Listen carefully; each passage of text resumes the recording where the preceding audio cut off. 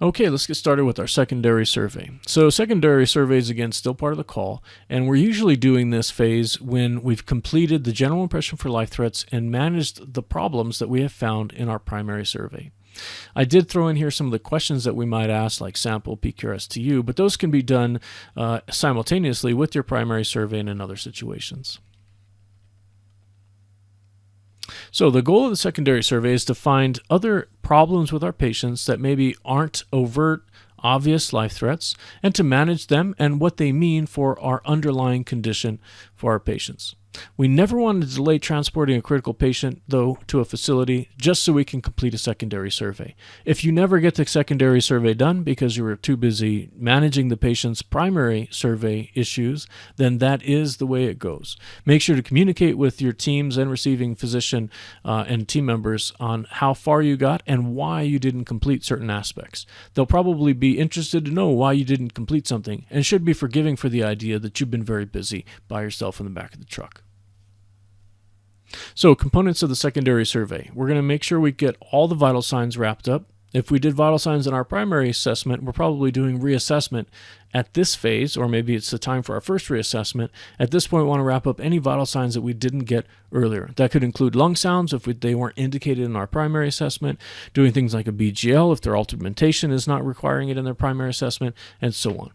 They'll get a further physical examination, and that should be basically our head to toe or completing what was left of our head to toe from our rapid scan. We need to assess history, both of present illness or injury and their overall global history as pertinent to the call. We'll start giving some of our more time-requiring treatments and continue treatment that we started on scene, making decisions not just for what is required of my patient now, but what will I need from my patient later, and how do I achieve that as a paramedic in the back of the truck, maybe with only one other provider on a critical patient. What type of transportation will we take? Will we need aeromedical? Will this be code 1 or code 3? What level of care will be best for the patient, and where can we reasonably get safely? And communication is a huge aspect of this, especially if our patient's primary survey was poor, but we fixed the problems that was leading to the primary survey being poor. Now the patient may be more communicable, so we may have therapeutic communication initiated in this phase in some cases. Use all of the senses that you can, and every patient that deserves an assessment deserves a reassessment. When do we reassess? It depends on the patient's condition. So we generally go by reassessment windows of 3 to 5 minutes and 10 to 15 minutes.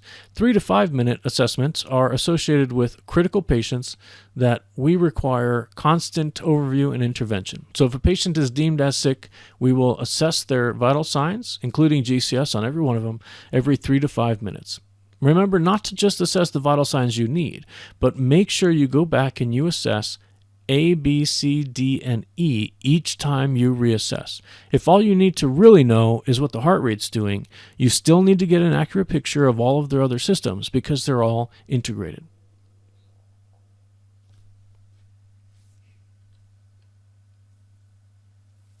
Remember your baseline. A note though, we don't necessarily need to delay treatment in some cases just so we can get a baseline. That's more specifically associated with things like our SpO2 monitoring and room air saturation. So as mentioned, if the patient is critical, we assess 3 to 5 minutes. If they're not, 10 to 15 minutes. And if anything changes, we always go back to our ABCs and do a thorough reassessment as soon as something changes. Now, what we're building into you and making sure that you do an ABCDE assessment every time you do a reassessment, what we're building in you is this automatic mechanism so that if you don't know where you're at on a call, you're in the middle of it, you've been treating this patient, and you just lose it. You space out because of the stress, because of being tired, whatever. You haven't been able to eat, whatever it is. If you space out and you don't remember where you were, all you have to do is go back to your reassessment and do an ABCD assessment, trying to make sure that you didn't miss anything in this phase that's a general life threat, We're probably going to find them in the A, B, C, D, and E assessment, and making sure that we're on top of what we were trying to do in the progression of the patient care. So when in doubt, always go back to your A, B, C, D, and E, and it should be automatic as part of your reassessment to help you in those times. Trending vital signs can be very important, looking at blood pressure, GCS score, even capnography over the time has valuable information for patients, especially when we're transporting over long distances. Okay, just some basics here. Just a reminder, when we're assessing pulse, we need to know the location, strength, rate, and rhythm, and that should be documented with every pulse assessment we do. When we're assessing respirations, we want to know the rate, depth, effort, work of breathing, and assessing things like their lung sounds and their expansion and incursion of chest wall muscles. Blood pressures can be done a few different ways. Note, though, if you have a blood pressure machine, it should be calibrated. Even a blood pressure cuff requires calibration if it hasn't been cared for enough. When working with a blood pressure cuff as opposed to an automated blood pressure, you can tell whether or not your reading will be accurate by fully deflating the cuff and making sure that the needle is pointing directly down inside the oval or the square box that's at the bottom of the gauge. If it goes outside of the box by any means when it's completely deflated, then it means you're artificially inflating or deflating, your number's artificially higher or artificially lower than it should be if it was calibrated within the box. Now, on equipment that is automated, like the blood pressure cuffs that we have integrated with our life packs and so on, we need to be very careful. In patients, as a good paramedic, in patients that have a life threat and are sick, your first blood pressure needs to be manual. Then you follow it with an automated blood pressure. If the automated blood pressure you take is reasonably similar to the one that you got by auscultation, then you can start relying on your automated blood pressure for the remainder of that patient interaction, assuming no problems come up. But it's often that the automated blood pressure is not actually the blood pressure that you would get if you took it by manual auscultation. So in doing so, you're cutting away the possibility that the machine could get something wrong. Remember, it doesn't think. It's not any smarter than you. It's just really good at the one thing that it can do. You're the entity, you're the tool that can think and critically think through situations as information is presented to you. So it's extremely important, very important, that you get a auscultated, known by your own skills, blood pressure in a patient, usually in the secondary survey, and compare that to any automated blood pressures as you go. Never touching the patient to assess their blood pressure and just placing the machine on them gives rise to terms like robo-nurse. Paramedics are not robotic in any sense of the term, so let's act like it.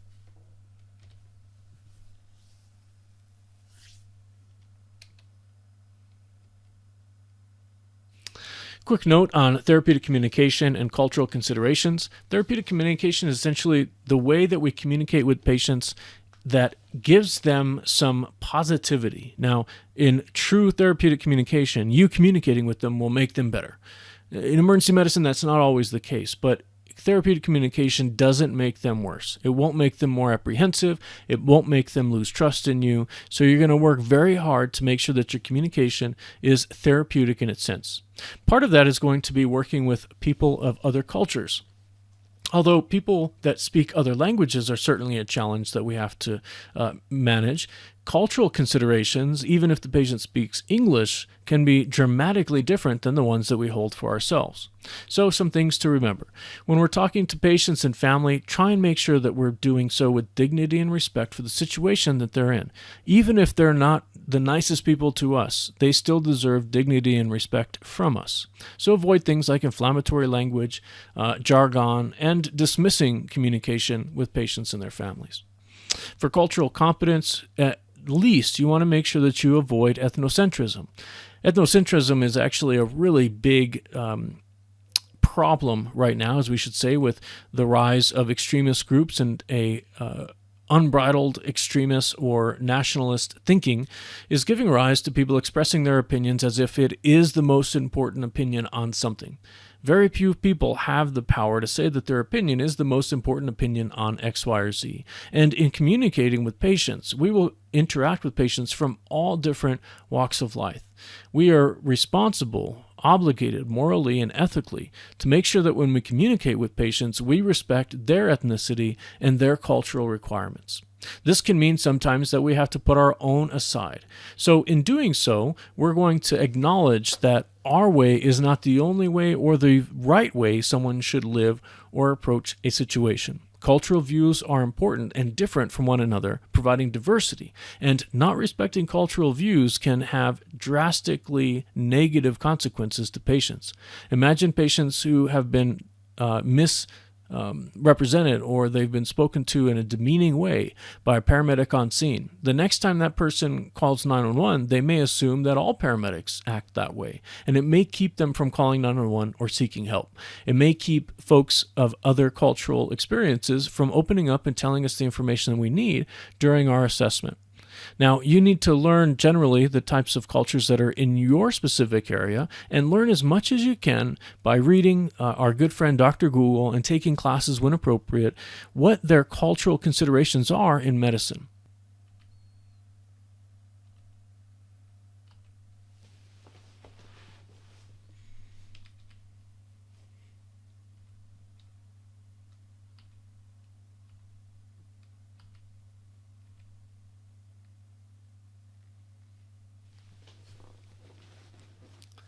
Okay, fast forwarding a little bit just on our video, the other slides you certainly can review. Most of it's EMT basic information, so fill that in with your reading from the AAOS textbook and PHTLS as well.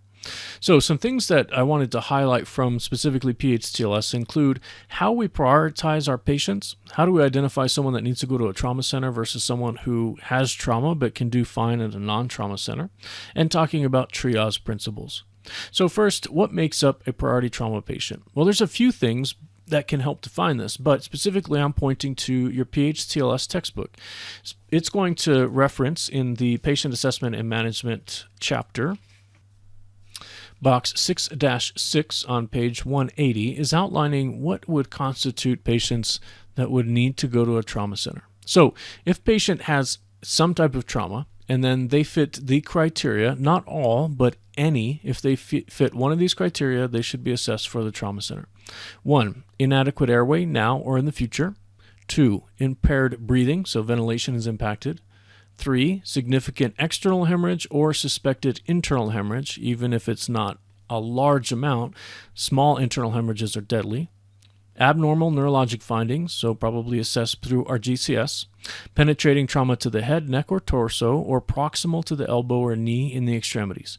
And that's highlighting the idea that our blood vessels get larger as we go through those regions and more closely larger as we get closer to the body. Amputation or near amputation, proximal to the fingers or toes, and special circumstances. So the next few slides, we're just going to go through kind of these individual sections and give you the information that's from box 6-6.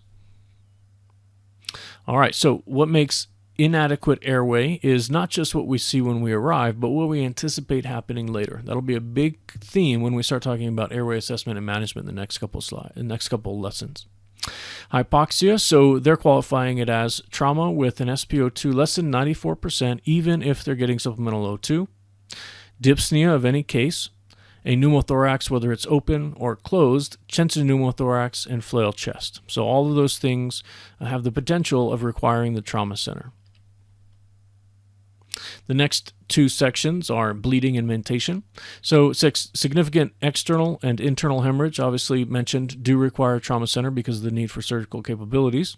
Abnormal neurologic status is important, so a GCS less than or equal to 13 with trauma is a priority trauma patient. Even if their GCS is down because of, and probably especially if their GCS is down because of intoxication, that has an impact on their body's ability to respond to shock, and GCSs less than 13 have higher mortality and morbidity rates across the board from traumatic injuries than those at 14 and 15. Patients that have any type of seizure activity and sensory or motor deficit. 5, 6, and 7 are talking about kind of our amputations and external extremity injuries, and then finally special circumstances. So trauma patients that have a history of a serious medical condition, probably because of their medical condition's function of their body's ability to respond to shock. Age greater than 55 years of age, any gender. Hypothermia with trauma, burns with trauma, and pregnancy with trauma. All of these conditions would warrant the patients being evaluated by the specialists and with the tools that a trauma center has. When we're transporting these patients to the trauma center or any other location, we'll want to take into account that our receiving facilities need to be ready for us to arrive. Now, I know that even if you call in a radio report, you may be waiting 3 hours, 8 hours right now for a bed in the ERs. That's going on across the country. I get it. But if you don't call in and give them a heads up when they have the resources, you certainly won't get them. So we want to make sure our radio reports kind of fit some formats. First thing to realize is that when we're talking on our radio to the hospital, we're using a specific channel that's open to any other person that can monitor that frequency, and it's specific for an ER. So for example, a med channel is designated just for University of New Mexico Hospital. However, it's only one channel for all ambulances that need to give reports for UNM. So we're competing for airtime. So when we give our communication by radio, we're usually using 1- and 2-way radios. If we're using a one-way radio, then, which most med channels are, when using a one-way radio, the person that has the button pushed down dominates the airwaves. No one will be able to cover over them or speak over them until they release that trigger. So if someone's asking for information or the trigger is depressed on the microphone accidentally for a hot mic, then no one will be able to communicate beyond it.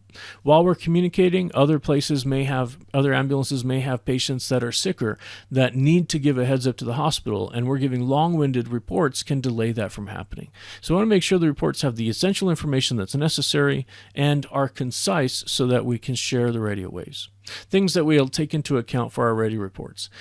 Try and figure out how long you need to Try and figure out how far from the hospital you should be before you start calling in your radio report. Not good practice to call in from the parking lot, for example. Give a brief description of the call, the scene, the number of patients that you'll be transporting from this event, even if they're in other vehicles, current patient status, treatment that's been provided, and how long you think it'll take you to get to the hospital. Now, we'll give a handoff report with much more detail when we get into the facility and we start working with a nurse or physician or other medic. When we're giving that handoff report, we can take the time to go into fine details. But again, the radio report should not have those details in it. There is an acronym that can be utilized for radio reports. It's MIVT. In following that, we would give mechanism or chief complaint as the first bit of information, then outline very quickly the major injuries, discuss vital signs, and we're usually talking about basic vital signs and then any specific vital signs that are associated with the injury, and treatment that was given. I'll give an example of a radio report that I might give. Let's say that we have a patient that was shot in the chest, and I've done things like provided a dart, we have oxygen on the patient, we've taken care of their airwaves, started IVs, all that fun stuff. My report would probably be something as short as giving my name and calling the hospital, letting them answer. By name, I mean my unit name. Once they answer, I'll usually start with my first name. This is Sean. I'll tell them my level, paramedic with so-and-so, transporting, age of patient, sex of patient, weight if you think it's relevant, but usually it's not. And then talking about any types of injuries that they have. Was involved in a car accident, was involved in a shooting, whatever it is, and then talk about specific injuries as you found them and what you've done to address those injuries, and usually outlining some basic vital signs. Now remember, this is a brief communication with the hospital. If you don't give the hospital something that they need, when you're done reporting, they'll just ask for it. So don't feel like you have to give a ton in trying to anticipate what it is they want. Give the very basic vital signs, keep it short, default to short, and then they'll just ask questions if they need more information from you. A word of note though, sometimes the person that's on the radio is not a physician, and we generally can't take orders, if you will, from other paramedics at a different organization, like a tech at a hospital serving as a paramedic, or nurses. So be very cautious if you end your radio reports with, do you have any questions or orders? Myself, personal preference, I never end with, are there any orders? Because I don't want to give them the idea that I can do something on their behalf, which I cannot. So I generally ask if there are any questions and leave it at that. You're free to do what you think is appropriate, but remember the orders that we get from a radio report or from dispatch center may not be orders that we can legally carry out. Okay, last few sections of this are going to involve mass casualty triage, partner and violence, intimate partner violence, and finally discussion of crime scene procedures. This is very brief, so you need to do some reading in your textbook to follow through, and refer to certain local requirements as we have them. Now, there is a mass casualty triage requirement from PHTLS, and it's essentially that we use any standard model uniform core criteria compliant triage system. In the state of New Mexico, that triage system is going to be the START triage system. You can learn more about that by reviewing the textbook and finding resources online. The START triage model should have been given to you in the EMT basic class that you took. Now, when we're using triage as a term, triage actually means quite a few things. So what we're actually talking about are, with this type of triage, scene triage. Scene triage is the triage that happens when we first arrive and we start sorting patients into individual component groups so that we can then further identify who needs to be transported and which resources can be utilized. For that, START triage is a very easy process to utilize, and what we're looking for in that situation is just to assess basic vital signs. In START triage, it's the RPM method, to determine whether or not this person is currently hemodynamically stable or unstable. It doesn't take into account anything to do with the chief complaint that the patient has, what their mechanism of injury is, or their nature of illness. Assuming they all came from the same type of incident, they may have varying degrees of injuries and different degrees of injuries altogether. So that isn't taken into part in the scene triage. Once the folks are triaged and the patients have made their way into the red group, the yellow group, the green group, and so on, then we have to figure out who goes first among, say, all the red group patients. That's where our secondary triage can come into account. Your textbook outlines the CDC guidelines for field triage of the injured patients, and that's certainly applicable to National Registry testing. The expectation is that that's your secondary triage model, although you can use others. The secondary triage outline now says, okay, we've got them sorted, but how do I determine which one's worse enough to go right now? And so as we're doing that, we're sorting patients to be immediately transported. Which patients then go to the trauma center, as opposed to patients that can go to a regular ER, so we can keep the burden on the trauma center only to patients that have to be transported to, say, our level 1 trauma facility. So in practice, you'll want to outline and review this from the textbook. You can find that in the patient assessment chapter of PHTLS to review. Some things that do come into account, though. Number one, at the bottom here, not least important, but certainly listed last here, is when in doubt, just transport to a trauma center. Now, in the days of competing resources for limited resources, we have to be aware of what our trauma centers are taking on. So in order to determine whether or not a patient then goes to the trauma center from our triage, we ask a few things. Are they stable or unstable? And if they have serious injuries, will they warrant the highest level trauma center, a level 1, requiring immediate surgery and surgeons of different specialties? Does the mechanism of injury itself warrant evaluation at a trauma center? A really good indication is a patient that might have died in one vehicle and the passenger of that vehicle is your patient, obviously not yet deceased, then it's a high mechanism of injury and a high index of suspicion, so should be seen at a trauma center because someone died in the same transmission of energy. So when we have things like an injury plus we have a high amount of fatality associated with it, that can warrant the use of a trauma center. Finally, does the patient have extenuating circumstances that need to be considered for evaluation at a trauma center? And this could qualify any trauma center, not necessarily just a level 1 trauma center. The last couple things we'll talk about are crime scene and partner violence. So what we're talking about here are intimate partner violence, previously called in other textbooks, I believe still might even be referenced right now in your AAOS textbook, as domestic abuse. Domestic violence, domestic abuse, really around the same idea. Here we're talking about violence between some type of partner, and it can be in many different forms. Physical, sexual, and even psychological harm can be given as a form of abuse to partners or spouses. This can also occur among same-sex and different-sex marriages, or other partnerships, and does not necessarily require sexual intimacy to be a partner violence situation. Now, one of the things you do want to think about, though, is if we're going to a scene and there's a high likelihood that the parties that have had violence against them, or the parties that were fighting, for simple terms, are still present, it may be that when we get on scene, things escalate. Instead of coming down and treating patients, we may be escalating and determining whether or not we need to leave or can stay. A big part of this is when in someone's environment, in someone's house, in someone's office, never let the door of your exit be blocked by someone that's not a team member. If a patient or a bystander becomes between you and your only doorway, you need to immediately fix that before something gets violent and you're not able to escape.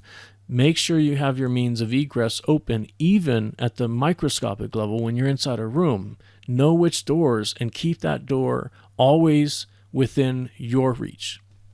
Now, what are the characteristics of intimate partner violence? Well, PHTLS is going to outline some of these things as well. But when we're talking about intimate partner, we're really looking at things like an emotional connectedness, not necessarily sexual intimacy as listed here, ongoing physical contact, or in some cases, sexual behavior. People identify as a couple, or they're just intimately knowledge of each other's lives in some way. Because of that closeness, there can be a potential for things to happen, but these are usually also precipitated by the use of drugs and alcohol.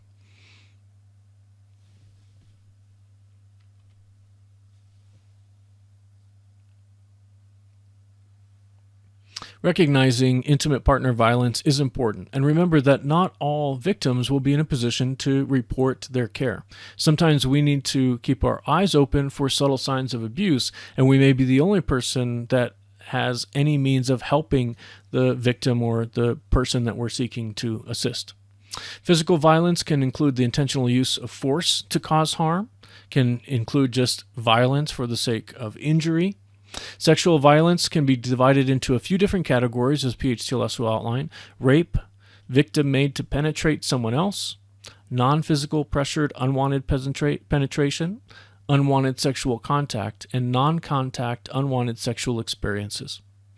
Also, within the intimate partner violence realm, patients may be dealing with stalking or physical aggression from folks that we can consider knowing this person intimately. Sometimes we can see some signs in the victim. A lot of times patients that, or victims rather, that are abused by somebody that is in the family or immediately available, they may not give any signs whatsoever when that person is around, even though you're present and law enforcement is present. So it'll be important for you to be able to very diplomatically make it so that the victim that you suspect is the person you suspect is a victim has some time with you away from the other person and knows that what they tell you is in confidence and safe. In doing so, you may not still get to some folks open up.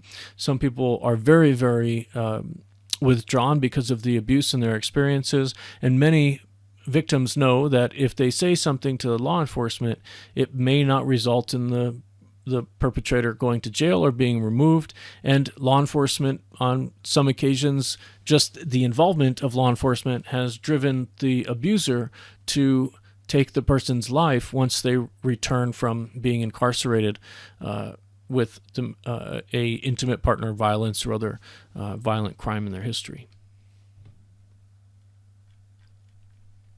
Keep an eye out for people that are talking over your patient and refuse to let your patient speak as a sign. Victims may avoid eye contact. They may be very withdrawn, and so on. So for the details, you can review that in our lecture, in the textbook.